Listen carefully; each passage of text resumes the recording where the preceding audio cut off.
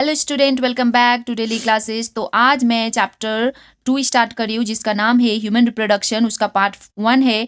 तो चैप्टर 1 का पूरा वीडियो ऑलरेडी चैनल पे अपलोडेड है, तो आप जाके उसको देख सकते हैं। ठीक है, तो ह्यूमन रिप्रोडक्शन का मतलब क्या होता है? टू प्रोड्यूस अपने जैसा individual, like to produce a baby, that is called human reproduction. Okay, तो इसका डेफिनेशन देखेंगे। Reproduction is the biological process by which living organism produce new individual similar to themselves. इसमें क्या होता है कि अपने जैसे बच्चे को जन्म देना इज रिप्रोडक्शन कहलाता है। इसका पर्पज क्या है? कंटिन्यूटी ऑफ स्पीसीज को रखना, मतलब अपने जेनरेशन को आगे बढ़ाना और अपने जेनेटिक मटेरियल को अपने कमिंग जनरेशन में ट्रांसफर करना। जैसे कि हम सभी को पता है कि रिप्रोडक्शन 2 टाइप्स के होते हैं, asexual reproduction and sexual reproduction. Asexual में 1 पेरेंट इंक्लूड होते हैं और सेक्सुअल में 2 पेरेंट। और सेक्सुअल रिप्रोडक्शन का एक एग्जाम्पल ह्यूमन भी है। ठीक है, तो देखेंगे हम सेक्सुअल रिप्रोडक्शन इन ह्यूमन आखिर होता क्या है। ओके, तो सेक्सुअल रिप्रोडक्शन इन ह्यूमन क्या होता है?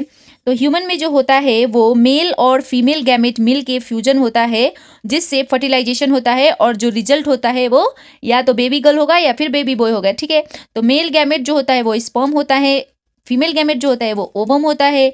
और जब मेल और फीमेल गैमेट एक दूसरे में फ्यूज होते हैं तो उसे फर्टिलाइजेशन बोलते हैं, और जो वहां से प्रोडक्ट निकलता है उसको जाइगोट बोलते हैं। और ये फर्टिलाइजेशन प्रोसेस जो है वो इंटरनल होता है फीमेल बॉडी में। ओके, तो ये सब हम बहुत ही डिटेल में देखेंगे आने वाले कमिंग लेक्चर्स के अंदर। ओके, तो सबसे पहले हम टॉपिक 1 देखेंगे, that is male reproductive system. तो स्टार्ट करते हैं। तो ये कहाँ होता है? मेल रिप्रोडक्टिव सिस्टम कहाँ होता है? पेल्विक रीजन में। द मेल रिप्रोडक्टिव सिस्टम किसके लिए रिस्पॉन्सिबल होता है? लाइक मेल रिप्रोडक्टिव सिस्टम आखिर है क्या? तो इसमें क्या होता है? ये production of male gamete sperm को फॉर्म करता है और secretion of male sex hormone, जिसको हम क्या बोलते हैं? टेस्टोस्टेरोन। तो मेल रिप्रोडक्टिव सिस्टम का मेन काम यही है कि वो मेल गैमेट फॉर्म करे और सेक्स हार्मोन को फॉर्म करे, जिसको हम टेस्टोस्टेरोन बोलते हैं। ठीक है, तो मेल रिप्रोडक्टिव सिस्टम के कितने कंपोनेंट्स होते हैं, लाइक कितने पार्ट्स होते हैं, ये सब हम डिटेल में पढ़ेंगे। तो पहले नाम देख लेते हैं। तो इसमें 5 पार्ट्स होते हैं। Number 1 is testis, scrotum, accessory duct, accessory gland and external genitalia, जिसमें पेनिस होता है। ओके, सबसे पहले हम बात करेंगे टेस्टिस के बारे में। तो उसका स्ट्रक्चर कैसा होता है? तो टेस्टिस जो होता है pair of Oval shaped organ होता है, और ये स्क्रोटम में प्रेजेंट होता है, जो कि आउटसाइड द एब्डोमिनल कैविटी होता है। और 2 टेस्टिस होते हैं एक दूसरे के अगल बगल में। ठीक है, तो ये क्वेश्चन आता है कि ये जो टेस्टिस है स्क्रोटम में जो होता है वो आखिर एब्डोमिनल कैविटी के बाहर क्यों होता है? तो इसका सिंपल सा आंसर है क्योंकि टेस्टिस को स्पर्म फॉर्मेशन करने के लिए, that is known as spermatogenesis, उसको फॉर्म करने के लिए नॉर्मल बॉडी टेम्परेचर से उसको थोड़ा सा 2 to 2.5 degree Celsius come temperature चाहिए होता है। इसीलिए टेस्टिस जो है वो आउटसाइड एब्डोमिनल कैविटी होता है। ठीक है, तो मैं बता चुकी हूँ कि नॉर्मल टेम्परेचर कितना चाहिए? नॉर्मल बॉडी टेम्परेचर से 2 to 2.5 degree Celsius less than body temperature चाहिए होता है टेस्टिस को स्पर्मेटोजेनेसिस के लिए। ठीक है, और टेस्टिस का इंटरनल स्ट्रक्चर देखते हैं। तो ईच टेस्टिस कंटेन्स 250 कंपार्टमेंट्स। एक टेस्टिस के अंदर 250 कंपार्टमेंट्स होते हैं, लाइक दोनों टेस्टिस में जोड़े तो अराउंड 500 कंपार्टमेंट्स होते हैं। लाइक ठीक है, तो हम एक टेस्टिस के बारे में बात करते हैं, जिसको हम टेस्टिकुलर लोब्यूल्स बोलते हैं। ठीक है, जो 250 कंपार्टमेंट्स होते हैं उसको टेस्टिकुलर लोब्यूल्स बोलते हैं। और उसके अंदर जो होता है 1 to 3 highly coiled seminiferous tubules होता है। ठीक है, और उसके बाद इंटरस्टिशियल सेल, और जिसको हम लिडिक सेल भी बोलते हैं। तो मतलब टेस्टिस के अंदर 2 टाइप्स के सेल होते हैं, एक होते हैं सेमिनिफेरस ट्यूबुल्स और दूसरे होते हैं इंटरस्टिशियल सेल और लिडिक सेल। तो इसमें हम एक एक करके दोनों को देखेंगे। तो सबसे पहले देखते हैं सेमिनिफेरस ट्यूबुल्स। तो इसका स्ट्रक्चर कैसा होता है? हाईली कोइल्ड और साइट ऑफ स्पर्मेटोजेनेसिस, मतलब यहाँ पे स्पर्म फॉर्मेशन होता है। और इसका 2 लाइन होता है, मतलब ये सेमिनिफेरस ट्यूबुल्स है वो 2 लेयर्स ऑफ लाइन होता है। First one is male germ cell, जिसको हम स्पर्मेटोगोनिया बोलते हैं, जो कि आगे चल के स्पर्म फॉर्म करता है। और दूसरा सटोली सेल, जो कि स्पर्म को नरिशमेंट प्रोवाइड करता है। ठीक है, और लिडिक सेल देखते हैं कि आखिर लिडिक सेल क्या होता है। तो ये प्रेजेंट कहाँ पे होता है? Present between seminiferous tubules. जैसे कि टेस्टिस के अंदर सेमिनिफेरस ट्यूब्यूल्स है, उसमें जो पार्ट बचा होता है उसमें ये लिडिक सेल और इंटरस्टिशियल सेल होते हैं। ये क्या करता है? टेस्टोस्टेरोन हार्मोन को रिलीज करता है। ठीक है, टेस्टोस्टेरोन हार्मोन को रिलीज करता है। ओके, और टेस्टोस्टेरोन का फंक्शन क्या क्या होता है? Development of male reproductive organ ये हेल्प करता है, सेकेंडरी सेक्सुअल कैरेक्टर देता है जैसे कि वॉइस क्रैक एक्सेट्रा, और ये स्पर्मेटोजेनेसिस को सपोर्ट भी करता है।